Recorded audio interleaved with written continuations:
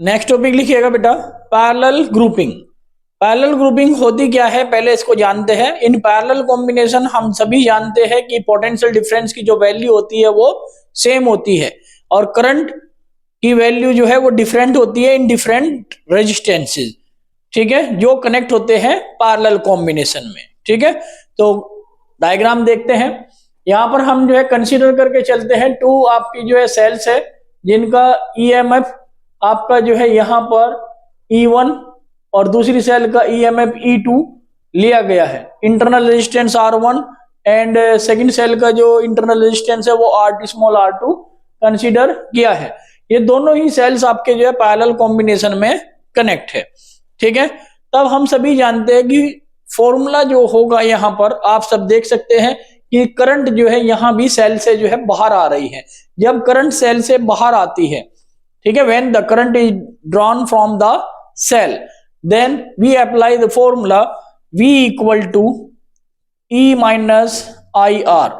ये फॉर्मूला मैंने बहुत बताया था आप लोगों को कि बहुत इंपॉर्टेंट है, बहुत आगे यूज होने वाला है।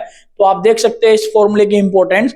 यदि यहाँ पर सेल जो है चार्ज हो रही होती तो फॉर्मूला जो है E प्लस आई आर होता, बट क्योंकि यहाँ पर सेल से जो है करंट बाहर आ रही है इसलिए यहाँ पर formula V equal to E minus I R consider किया गया है। ठीक है, so potential difference between point A and B considering the cell of EMF E1, यानी कि इस सेल को हम जो है कंसिडर करके चलते हैं A और B के अक्रॉस जो पोटेंशियल डिफरेंस होगा वो कितना होगा बेटा, वो होगा आपका VAB equal to E1 minus I R1।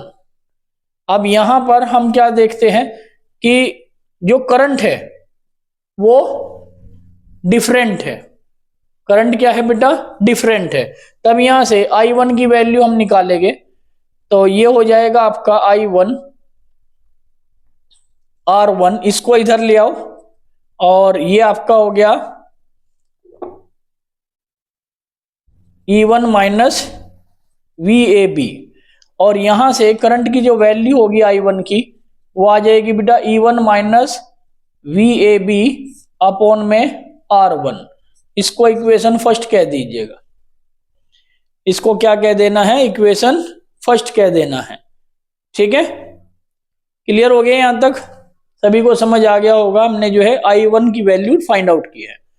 Next देखिएगा potential difference between points A and B considering the cell E2। इस बार हम जो है सेल E2 को कंसिडर कर रहे हैं, तब यहां पर जो फॉर्मूला होगा VAB equal to E2 minus I2 R2 और तब यहां से हम लिख सकते हैं I2 R2 equal to E2 minus VAB और I2 की जो वैल्यू होगी E2 माइनस VAB अपॉन आ जाएगा बेटा R2। इसको इक्वेशन सेकंड कह दीजिएगा, या कोई इक्वेशन मत कहिए, इनको छोड़ दीजिए, इक्वेशन मत कहिए इनको, ठीक है, ऐसे ही छोड़ दीजिएगा। तो यहां पर I1 और I2 की हमने वैल्यू निकाल ली है। अब देखिएगा total current sent by the cell in the external resistance. तो एक्सटर्नल रेजिस्टेंस में इन सेल के द्वारा कितनी करंट जो है भेजी जा रही है, तो टोटल जो करंट है वो हो बेटा I equal to I1 plus I2।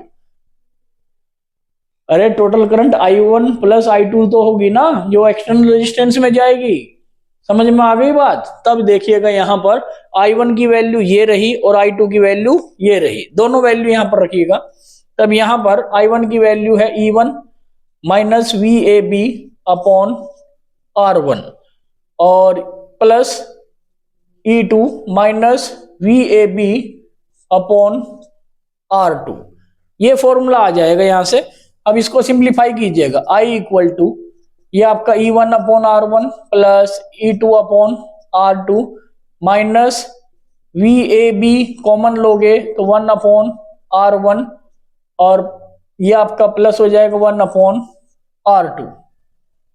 ठीक है, समझ आ गई बात।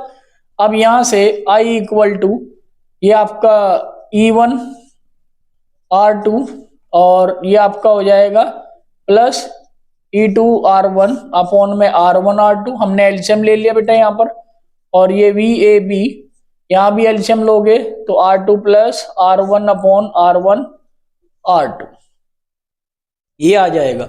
अब आपको करना क्या है, ये वाली टर्म जो है इधर ले आओगे और ये वाली टर्म इधर, तो यहां से VAB इक्वल टू, सॉरी ये VAB आपका जो वैल्यू पॉजिटिव हो जाएगी और यहां पर R1 plus R2 upon R1 R2 लिखा जा सकता है, लिखा जा सकता है भाई। R1 और R2 दोनों पॉजिटिव वैल्यू है तो इसको भी पहले लिख सकते हैं, ठीक है। तब यहां से E1 R2 plus E2 R1 upon R1 R2 minus I। अब आपको क्या करना है, ये जो टर्म आप देख रहे हैं इसके इधर जो है क्या कर देना, डिवाइड कर देना है, तो कर दीजिए।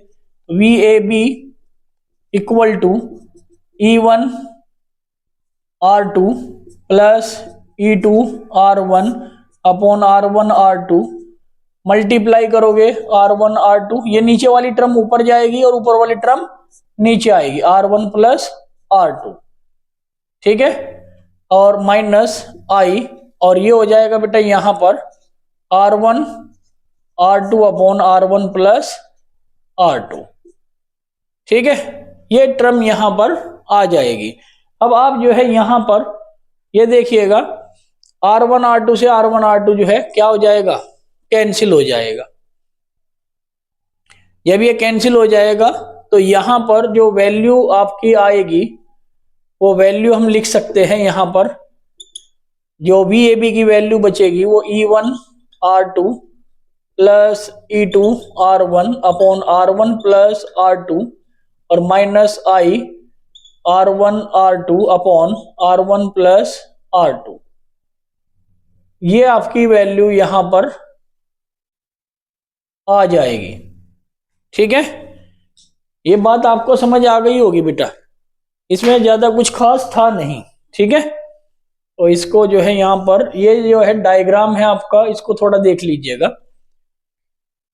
इसको इक्वेशन फर्स्ट कह दीजिए, ये जो बनी है ना इसको इक्वेशन फर्स्ट कह दीजिए, ठीक। अब हमें करना क्या है कि यहां पर इन दोनों सेल्स को हटा देना है और इनकी जगह पर हमें रिप्लेस कर देनी है एक सिंगल सेल, ठीक है, जिसके कारण उतनी ही करंट या उतना ही पोटेंशियल जो है फ्लो कराया जाए जितना पोटेंशियल जो है इन दोनों सेल्स के अक्रॉस था, ठीक है। So now let the two cells are replaced by a single cells of EMF E equivalent and internal resistance are equivalent such that it flow the same current in the external resistance are as shown in figure। जितना external resistance में current flow हो रहा था उन दोनों cell के combination से, उतना ही करंट आपका इक्विवेलेंट सेल से भी इस एक्सटर्नल रेजिस्टेंस में फ्लो होगा। और तब उस कंडीशन में हम यहां पर कह सकते हैं क्या हो जाएगा फॉर्मूला, तब हम कह सकते हैं VAB equal to E equivalent minus I R equivalent, ठीक है। अब आप इसको जो है सेकंड इक्वेशन कह दीजिए, ये इक्वेशन है आपकी फर्स्ट, ये इक्वेशन है फर्स्ट और ये इक्वेशन है सेकंड। तो comparing equation first and second से लेफ्ट हैंड साइड आप देखिएगा इक्वल है VAB और यहां भी VAB, तो राइट साइड को इक्वलेट कर लीजिएगा। Therefore E equivalent equal to ये आ जाएगा E1, क्या आ जाएगा E1 R2 plus E2 R1 upon R1 plus R2। ये तो बेटा E इक्विवेलेंट हमने फाइंड आउट कर लिया, एंड R इक्विवेलेंट जो होगा वो आ जाएगा R1 upon R2 upon R1 plus R2। ये आपका जो है यहां से आ जाएगा बेटा E equivalent and R equivalent.